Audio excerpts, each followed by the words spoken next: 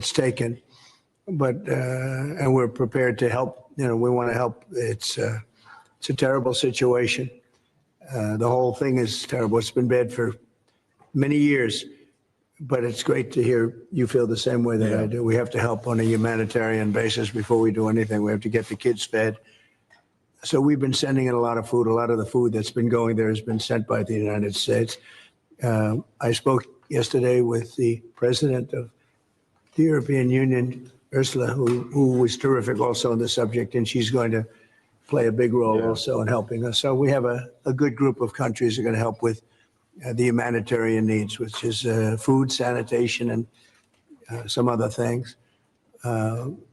It's very difficult to deal with Hamas. As I said, you know, we got a tremendous amount of hostages out, but it would take place in drips and drabs. You'd get 10, you get 5, you get 2, you'd get 10, 12. We get 12 one time. Many of them would come to the White House, and they were so thankful. But I always said, when you get down to the final 10 or 20, you're not going to be able to make a deal with these people because they use them as a shield. And when they give them up, they no longer have a shield. And the people of Israel feel so strongly about the hostages. Some people would take a different view, but they feel so strongly about the hostages. So that's an ongoing process. Hamas has become very difficult to deal with in the last couple of days because they don't want to give up these last 20 because they think as long as we have them, they have protection. But I don't think it can work that way. So I'm speaking to Bibi Netanyahu, and we are coming up with various plans. We're going to say it's a very difficult situation. If they didn't have the hostages, things would go very quickly. But they do, and we know where they have them in some cases, and you don't want to go riding roughshod over that area because that means those hostages will be killed. Now, there are some people that would say, well, that's the price you pay, but we don't like to say that. We don't want to say that. And I don't think the people of Israel want to say that either, which is pretty amazing. A lot of people would say, just get it done and whatever it is. You could also say speed might be better for the hostages. You go through, you know, with speed, you may have a better chance because they're in deep trouble. They're in deep trouble.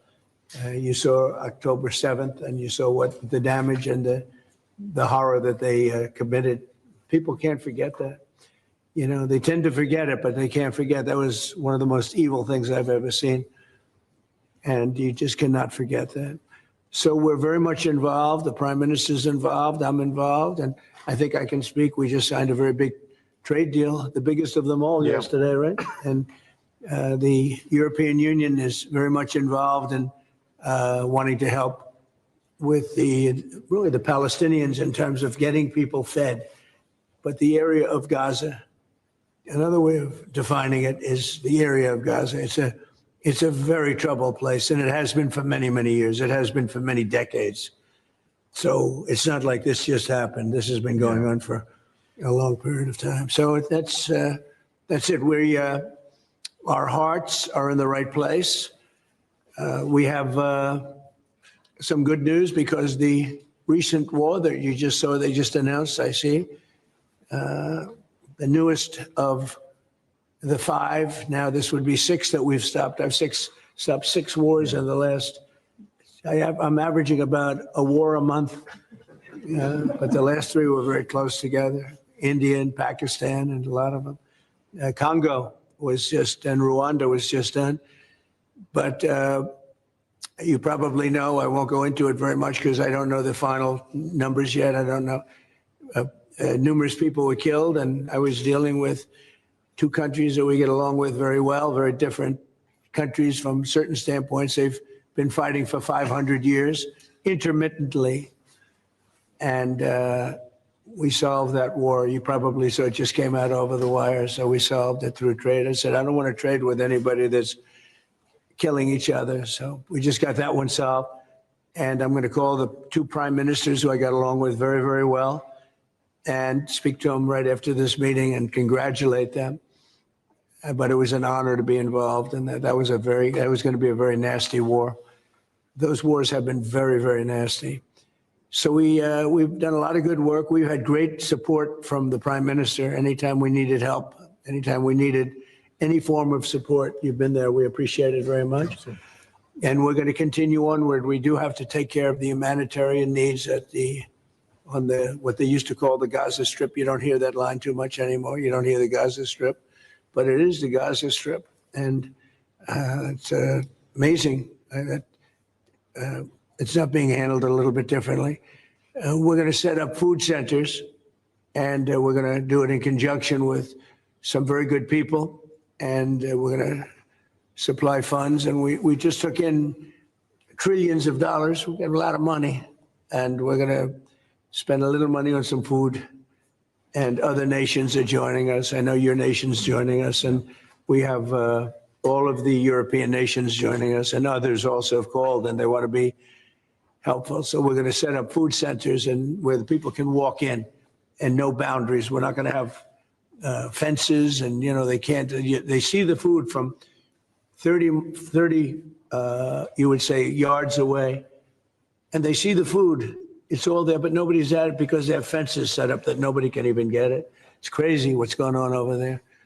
So we're going to work very closely together with your country, a great country. We also discussed inside that we are, there's a whole new thing happening with regard to energy from nuclear. Yeah. And the Prime Minister's looking at that very strongly. And I know you have Rolls-Royce nuclear plants. That sounds pretty good, right? I love that. What a great brand that is. But you're also doing the Rolls-Royce or the nuclear plants, the smaller plants. We're doing smaller and bigger, but the small is interesting. You have been practicing yoga and pranayama for so many years, but still you are unable to see the tangible results. This might be the reason you might not be doing in the correct way.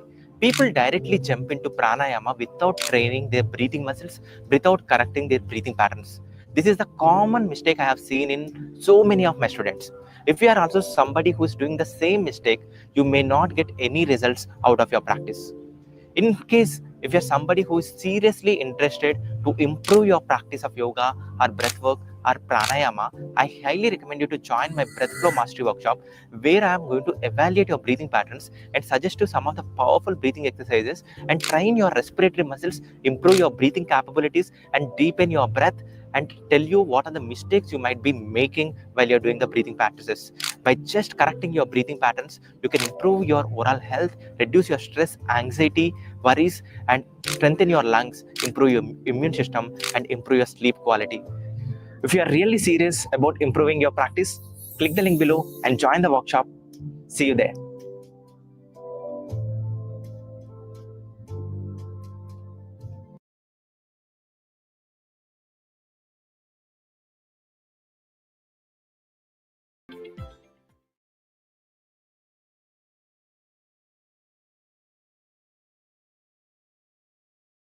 Do a small plant, very easy, very safe. And as they need more, they hook up another plant, and they have a series of plants instead of, doing the $20 billion plant. That gets tough for a lot of people to do.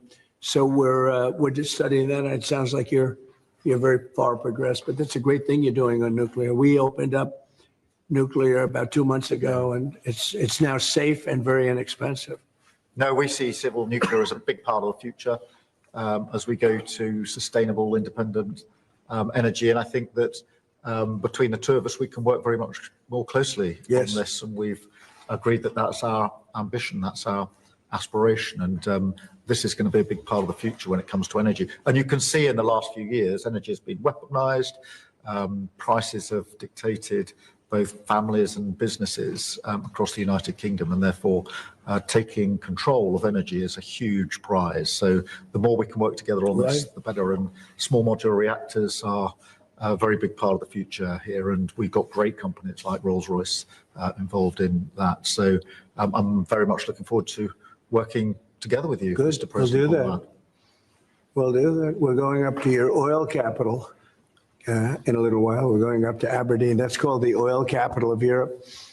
And that's a great asset that you have up there someday.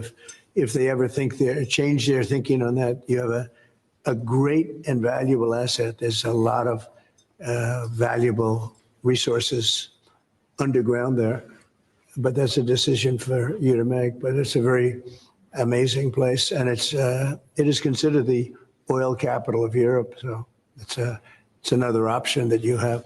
So we are doing really well as a country, and I think that the Prime Minister has been so supportive of us, and so strong and so respected, and I respect him much more today than I did before, because I just met his wife and family. He's got a perfect wife and family, and that's never easy to achieve, right?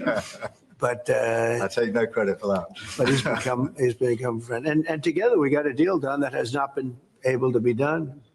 It was a deal that's very good for both parties. A really good deal for both of our countries, and very, very well received here in the United Kingdom. So thank you very much for having us. Thank you. Appreciate it. Any questions? Earlier you said that you were going to change the deadline from 50 days. Yeah. What is your deadline? I'm going to make a new deadline of about 10 or 12 days from today. There's no reason in waiting. Book a cabin in the woods.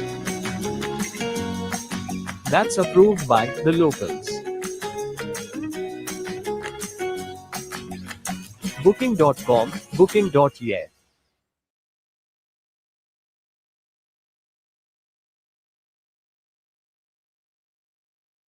Investing smart just got easier. Introducing Upside Radar by ET Markets, your one-stop destination to discover high-potential investment themes effortlessly. Say goodbye to hours of research. With curated themes, you can explore trending market opportunities and high-performing stocks all at one place. Found a theme you would want to invest in? With just one click, you get instant access to top-performing stocks within that sector. No more endless scrolling through the stocks. Upside Radar takes you straight to the action, helping you save time and invest smarter. Ready to level up your investment game? Subscribe to ET Prime and simplify your stock selection with Upside Radar.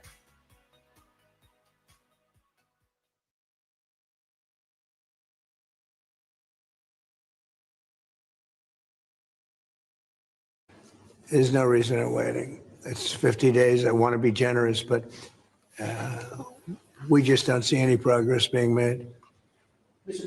President, you just talked about setting up food centres in conjunction with other organisations. Right. You're talking about the Gaza Humanitarian Foundation or recognised aid agencies. How will this work? Well, it's going to be working where the United States will be helping with the food. You know, we have a lot of access to food. We got a lot of food ourselves, and we're going to bring it over there. We're also going to make sure that they don't have barriers stopping people. You know, you've seen the areas where they actually have food, and the people are screaming for the food, and they're 35, 40 yards away, and they won't let them because they have lines that are set up. And whether they're set up by Hamas or whoever, but they're very strict lines, so we have to get rid of those lines. But we're going to be getting some good, strong food. We can save a lot of people. I mean, some of those kids that's real starvation stuff. I see it.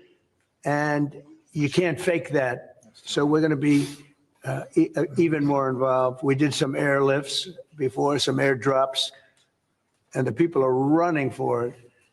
And the Prime Minister is going to help us. They're very effective with that. You've done that before, and for many, they've done that for 100 years very well. So it's not very hard to do, actually. Yes. President, you say you love Scotland.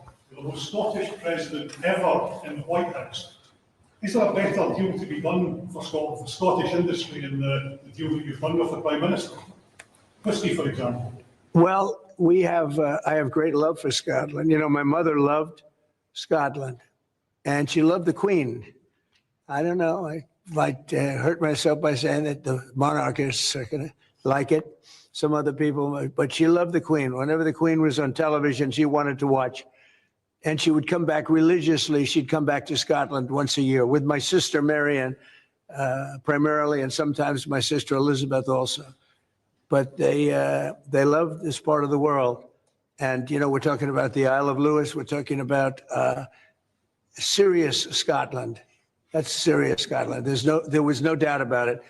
So, yeah, it gives me a feeling, you know, it's different. You go to another country, you have no relationship to it. You got to like maybe the head of the country or something. But it's different when your mother was born here, Stornoway, right in Stornoway, a beautiful little place. Is there a better deal to be done for Scottish, for whiskey, for example? Build an AI model, but deploying it feels like a nightmare. MLOps makes this possible. You can automate workflows, deploy seamlessly, and scale without headaches. If you want to learn how, join the free masterclass on MLOps fundamentals, building, deploying, and scaling AI solutions. Register now and start building AI that actually works in production.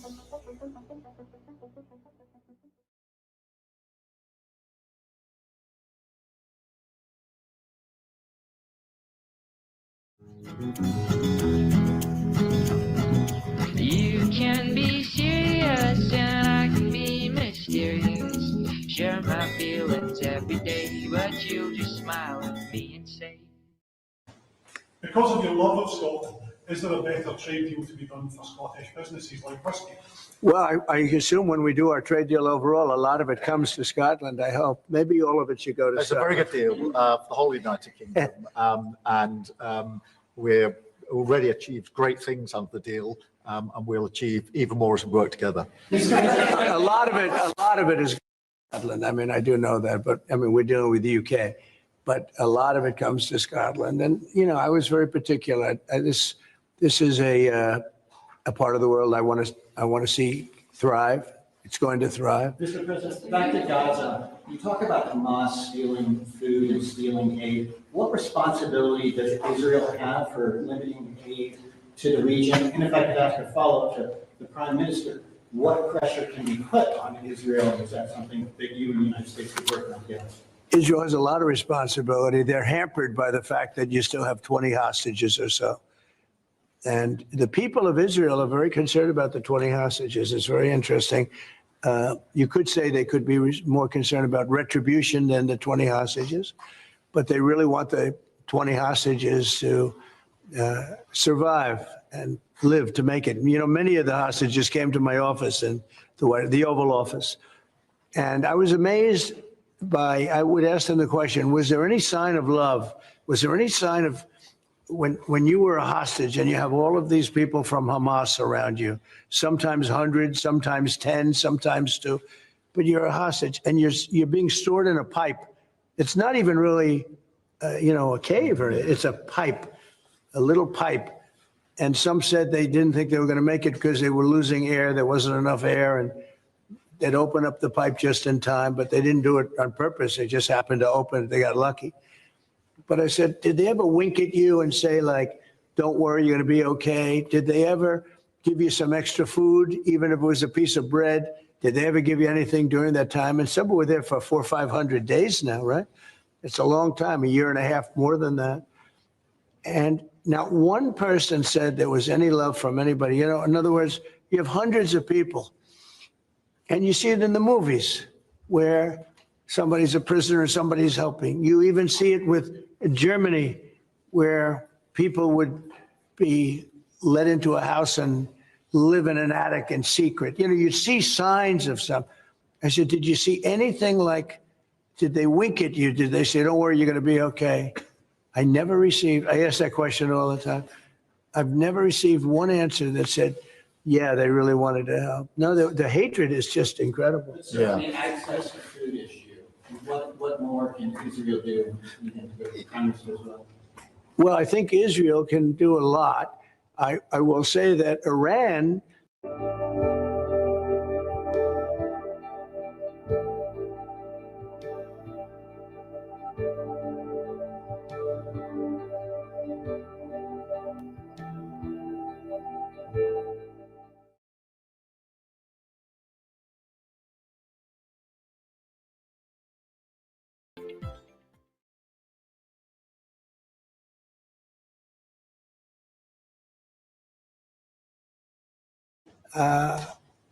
I think interjected themselves in this last negotiation. Can you imagine the beating they took? We wiped out their nuclear possibilities. They can start again. If they do, we'll wipe it out faster than you can wave your finger at it. We'll have to do that. We will do that gladly, openly and gladly. They've been saying, Iran's been sending out bad signals, I'll tell you. For a country that just got wiped out, they've been sending very bad signals, very nasty signals. And they shouldn't be doing that. They shouldn't be doing that. They were talking about things that they shouldn't be talking about. They were interviewed on a recent show, and the foreign minister saying things that he shouldn't be talking about, shouldn't be saying. And I think they got involved in this negotiation, telling Hamas and giving Hamas signals and orders, and that's not good. That's not good. I would say, look, we need to get the hostages out. They've been held for a very, very long time, and we must always start from there. But also recognise the situation on the ground in Gaza is absolutely intolerable. And I think that certainly speaking for the British public and myself, seeing those images of starving children in particular are revolting. And there's a sense of revulsion in the British public at what they're seeing. And they know, and we know, that humanitarian aid needs to get in at speed, at volume.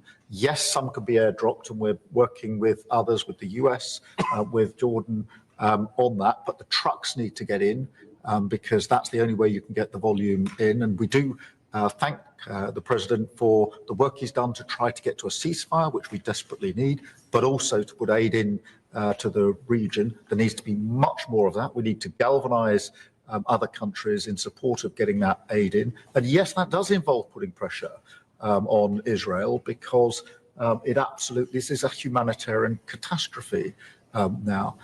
We also need to look beyond that situation to what then happens in the event of a ceasefire, which is desperately needed. And that's why I'm really pleased that we're having a discussion about what a peace plan would look like after that, the component parts of that.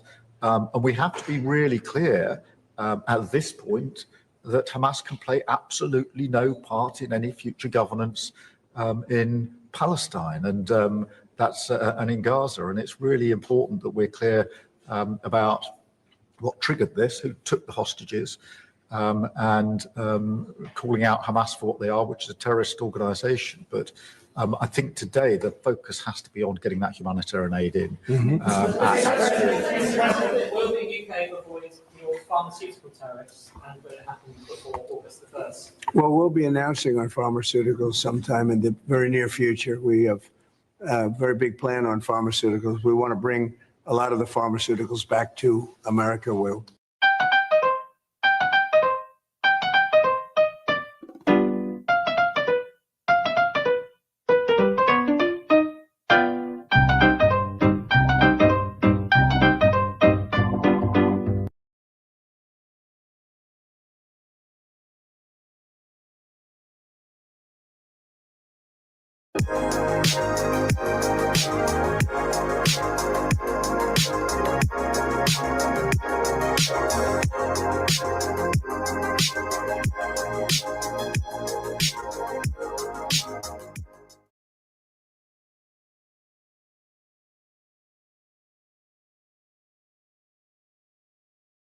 Where they should be.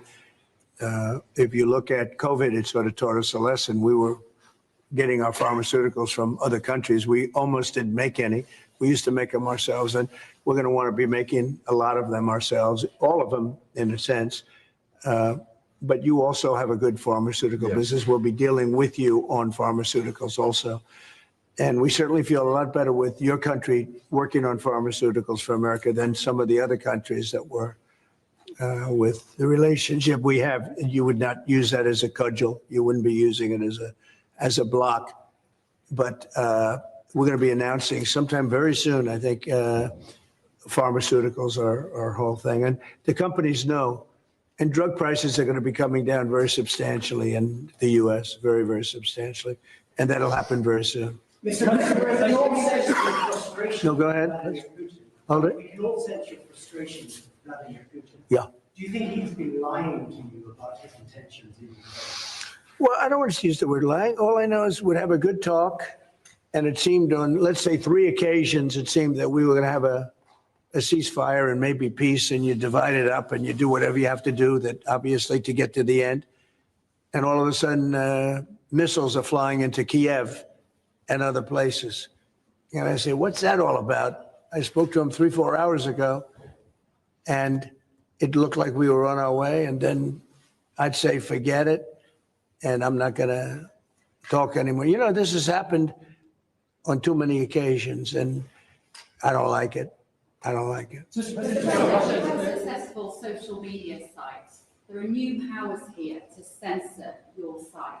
States mandate. To censor my site? To censor your site. You mean Truth? Truth Social? I mean Truth. Is that okay? Well, I don't think he's going to censor my site because I say only good things. Will you please uncensor my site? Yeah, we're not censoring anyone. We've got some measures which are there to protect children, in particular from sites like suicide sites. We've had too many cases in the United Kingdom of young children taking their own lives. And when you look through their social media, they've been accessing sites which talk about suicide and, encouraging, if you like, children down that road. And that is what we want to stop. Nothing about censoring free speech. But this country is the proud, free speech in this country has been for a very long time. We're very, very proud of it. We will protect it forever. But at the same time, I personally feel very strongly that we should protect our young teenagers, and that's what it usually is, from things like suicide sites. I don't see that as a free speech issue. I see that as a child protection issue. We actually passed a bill in Congress, headed up by my wife, actually, which was to pull bad stuff out having to do with children, because it is a problem. But I cannot imagine him censoring Truth Social. That's more of a very political, and it's been a very big success. Not going to happen. And I only say good things about him and his country, so they said to me, you're making a mistake. I'm going to give my ambassador the job, make sure it's not censored. I had not heard that. Stop wasting time applying for jobs on LinkedIn or Naukri or other online job portals. You know why? Because HR posts only 20% of the jobs on these sites, and most of them are entry-level jobs. But if you're a mid or senior level professional, you need to tap into the hidden 80% of the job market, because this is where you can find a gold mine of opportunities with higher salaries, great work culture, and growth opportunities. And I'll show you exactly how you can do that in my free Dream Job webinar. In this webinar, you'll discover my proven CAR framework that's helped over 25,000 working professionals learn how to find their dream jobs in companies like Deloitte, Amazon, Goldman Sachs, JP Morgan, and many more. Click the link below and join the free webinar right now. I'll see you on the inside.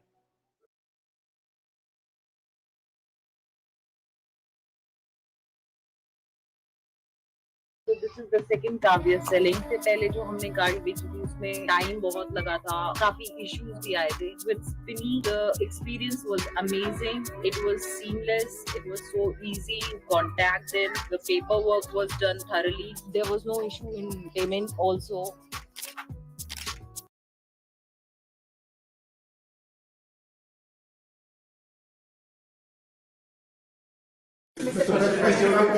You're a big investor in this area, Mr. President. Say it? You're a big investor in this area. To put it mildly, like this ballroom that we built from scratch. Do you worry, though, about the risk of increased taxes here? Will that stop investing? And do you have a message last night on the soccer to the English Lionesses who won the European trophy? So I think that I have a theory that low taxes bring growth. We just passed a big tax cut bill, the biggest bill in the history of our country, actually. And one big, beautiful bill. I used to call it the great one big, beautiful. We took the word great out, but it's actually called the one big, beautiful bill. It's essentially a very large tax cut bill for everybody. And our country's pretty soon, I think I can say it right now, our country has never done better. We had a country that was dead. It was dead 6 months ago, a year ago.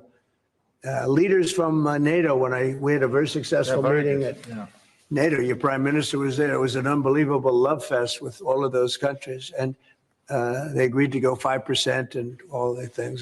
Very smart to do. But many of the leaders said, essentially, they said, your country was dead 1 year ago. 1 year ago, we had a dead, and we did. We had a dead country. We had a president who didn't know where the hell he was.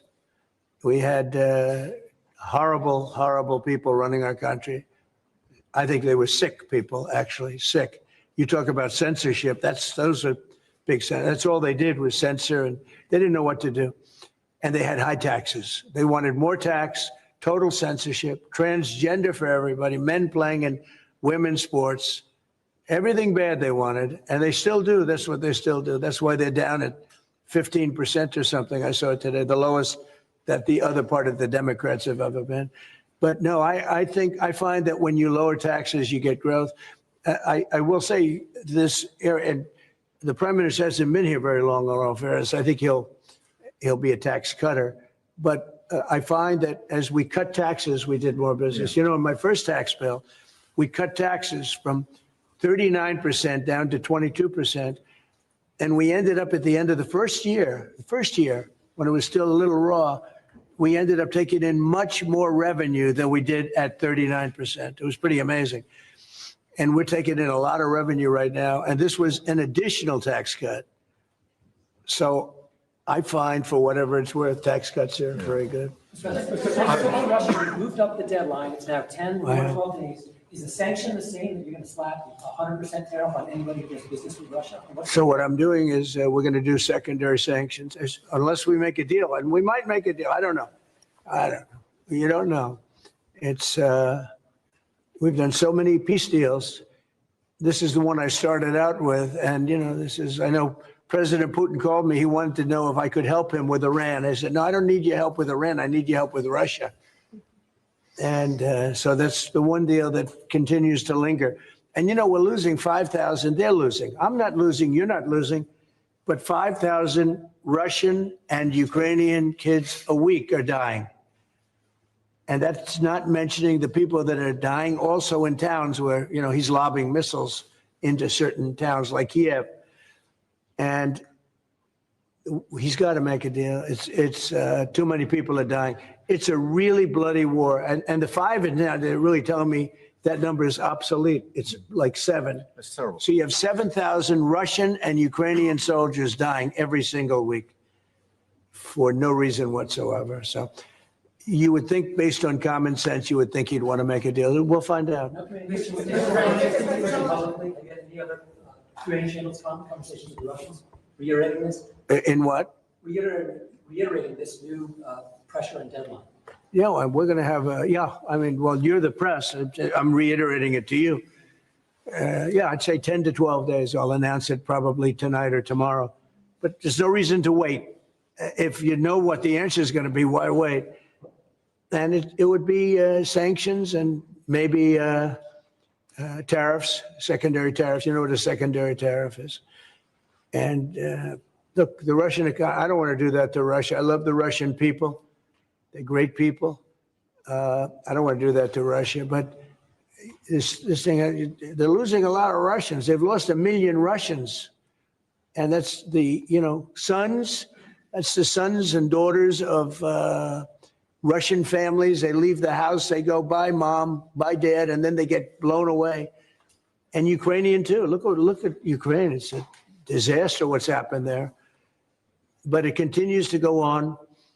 As you know, we made a deal where the European Union is essentially involved, but it's NATO, and we're supplying weapons to NATO. NATO's now paying because the United States, because of Biden's in for $350 billion, the European nations are in for about $100 billion. Should be the opposite way, by the way, because we have a big ocean in between. Should be the opposite way. But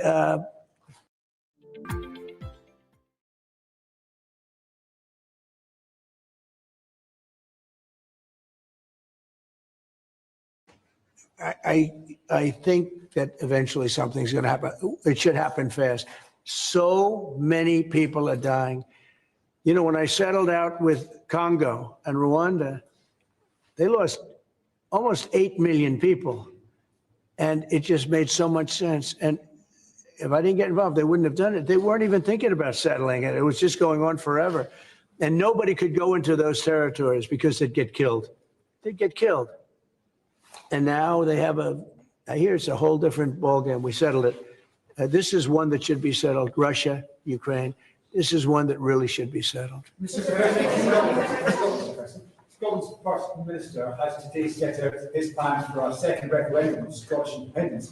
Can I get your reaction to that as someone with deep ties to Scotland? So, Prime Minister, can I also get your thoughts on that? If the SNP do win a majority in next year's election, then they have the right to hold a referendum, you know?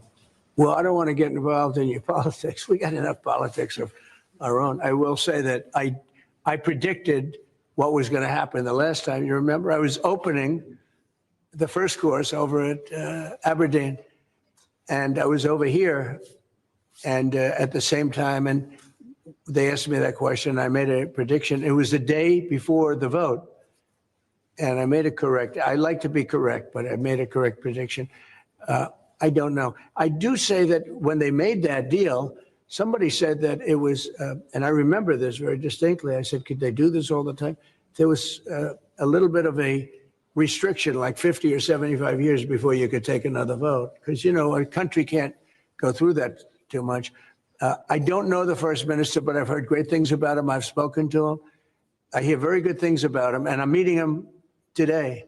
So maybe I'll have a better opinion then.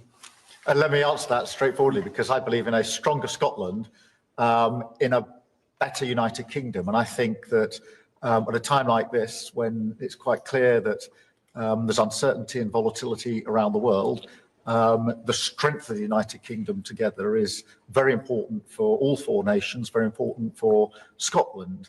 And that should be our priority, that should be our focus, not on the politics, which feels like the politics of yesteryear now, at a time like this. And I think that the First Minister should probably focus more on his delivery in Scotland than on his constitutional issues, and we might have a better health service in Scotland. But at a time like this, I think the United Kingdom is always stronger as four nations. I think that's better for all four nations. I think that's how Scotland is stronger.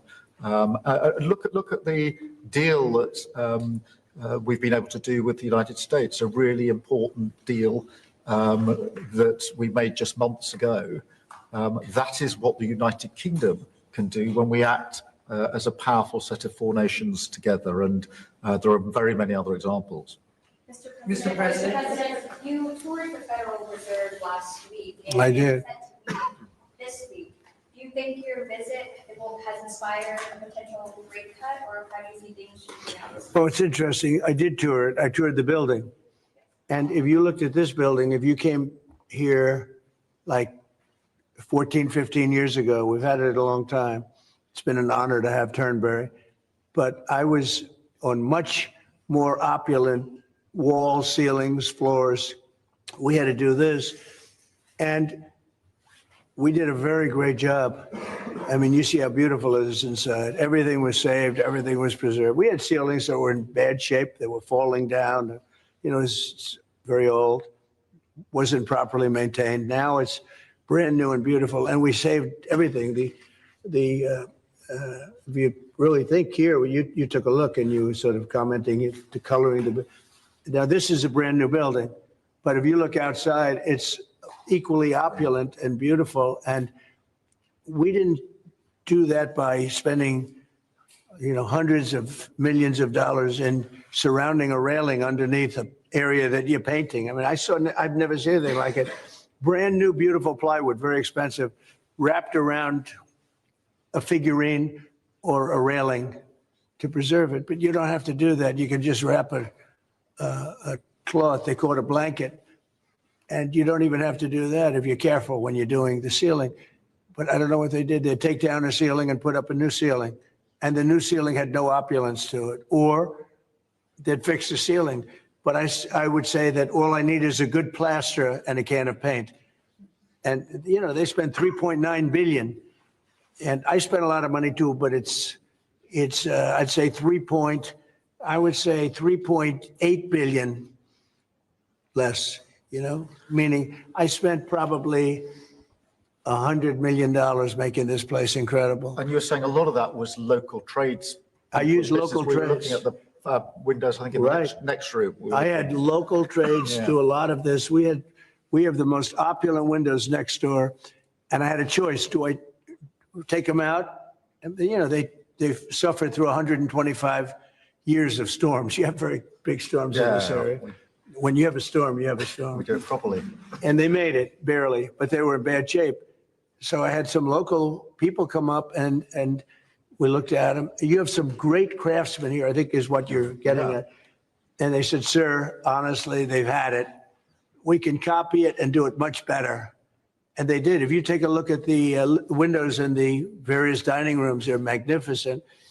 And they're new and they're much better looking than what was there. Same exact look, other than a much higher quality.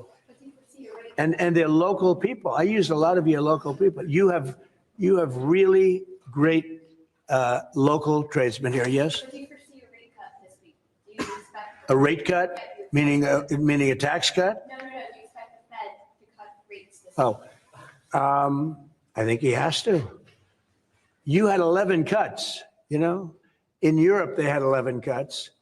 In other places, they had 10 or 11 cuts. And we had none, but I'm not going to say anything bad. You know, we're doing so well, even without the rate cut. With the rate cut, it would be better. It affects our housing a little bit. Look, we should be 3 points lower. Each point is $360 billion. Can you imagine that? That's big numbers. Each point, 1 point of cut, is the equivalent of $360 billion in savings. That's big stuff, you know. Those are big numbers in the U.S. Everything's big. He should cut. A smart person would cut. You know, he leaves very soon, so it's like one of those things. But I'll miss him greatly.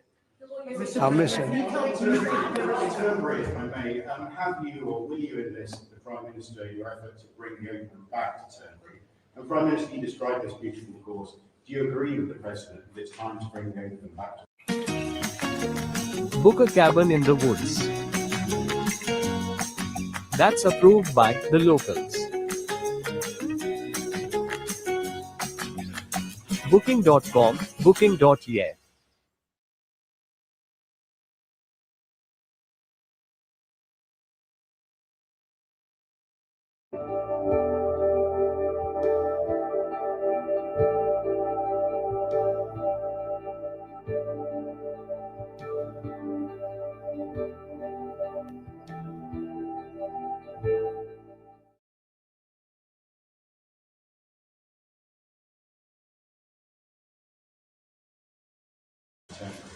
Well, as you know, that's not a matter directly for me. That's for the sporting authorities. But look, I mean, it is first time I've been here.